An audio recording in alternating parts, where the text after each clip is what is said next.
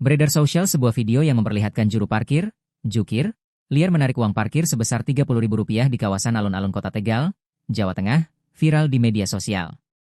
Terdengar percakapan antara sopir kendaraan yang ditarik uang parkir Rp30.000 dan jukir di kawasan alun-alun Tegal, pada Minggu, 12 Oktober 2025, malam. Sejatinya, tarif parkir di Kota Tegal diketahui sudah diatur dalam Peraturan Daerah Kota Tegal Nomor 1 Tahun 2024 tentang pajak dan retribusi daerah. Informasi retribusi parkir tersebut sudah dicetak dan terpampang di jalan perkotaan, termasuk di alun-alun Kota Tegal, tepatnya depan Masjid Agung Kota Tegal. Adapun tarif parkir roda 2 dan 3 sebesar Rp2.000, sedangkan roda 4, sedan, jeep, minibus, dan sejenisnya, Rp3.000. Pihak Dinas Perhubungan dan Satpol PP pun melakukan tindakan tegas terhadap jukir liar di kawasan alun-alun Tegal. Dishub dan Satpol PP membawa jukir liar tersebut untuk dilakukan pembinaan di kantor Satpol PP Kota Tegal.